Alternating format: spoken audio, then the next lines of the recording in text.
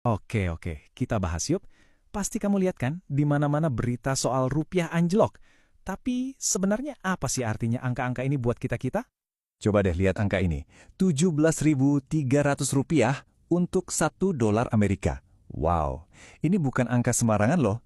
Ini rekor terlemah rupiah sepanjang sejarah. Dan ini bukan urusan para ekonom doang, ini urusan kita semua.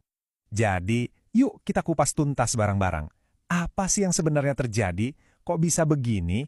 Dan yang paling penting ya, dampaknya apa langsung ke dompet kita sehari-hari? Nah, sebelum kita ngomongin dampaknya, kita harus tahu dulu akarnya. Kenapa sih mata uang kita bisa sampai terjun bebas kayak gini? Semuanya itu saling nyambung ternyata.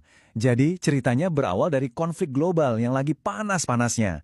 Nah, kalau dunia lagi nggak pasti, investor global itu pada cari aman. Duitnya dipindahin ke tempat yang paling stabil atau safe haven. Dan juaranya, ya dolar Amerika. Hasilnya, dana mereka yang ada di negara kayak Indonesia ditarik keluar semua. Dan ini bukan main-main loh jumlahnya.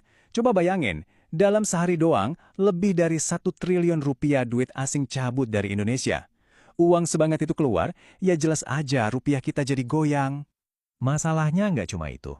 Konflik global tadi juga bikin harga minyak dunia meroket.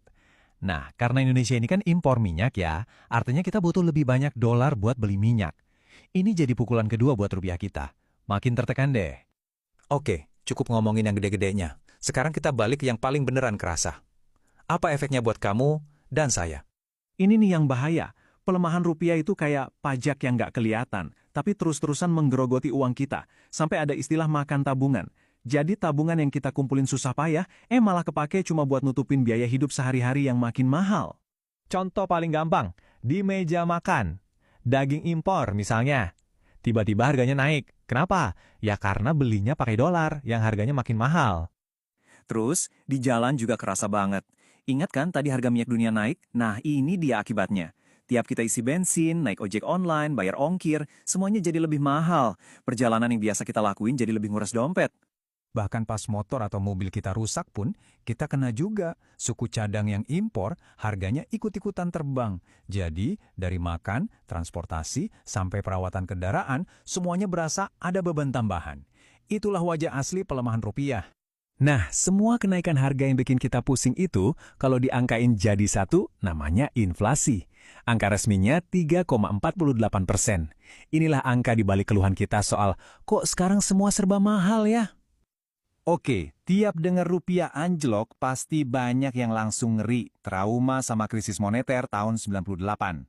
Pertanyaannya, apa kita bakal balik lagi ke masa-masa suram itu? Jawabannya syukurlah, enggak. Para ahli setuju, walaupun angkanya serem, pondasi ekonomi kita sekarang itu jauh lebih kuat dibandingin dulu. Biar lebih jelas, kita bandingin aja datanya. Lihat deh, cadangan devisa kita sekarang, lebih dari 10 kali lipat dibanding 98. Rasio utang kita juga aman banget. Dulu, ngeri. Inflasi kita sekarang masih terkendali. Dulu itu sampai di atas 70%. Gila banget.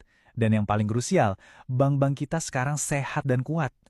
Artinya apa? Simpelnya, Bank Indonesia sekarang punya peluru yang jauh lebih banyak buat nahan rupiah biar nggak jatuh makin dalam. Benteng pertahanan kita sekarang jauh lebih kokoh. Oke, jadi setelah kita bedah semua ini, kesimpulannya apa dong? Terus apa yang harus kita awasi bareng-bareng ke depannya? Jadi ada 3 kunci utama nih.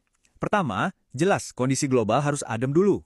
Kedua, kepercayaan investor harus dijaga. Pemerintah harus bikin kebijakan yang jelas biar duit asing mau balik lagi. Dan yang ketiga, yang paling penting buat kita, kesejahteraan masyarakat. Harga kebutuhan pokok dan daya beli kita harus jadi prioritas utama. Situasinya emang nggak gampang, tapi pondasi kita kuat.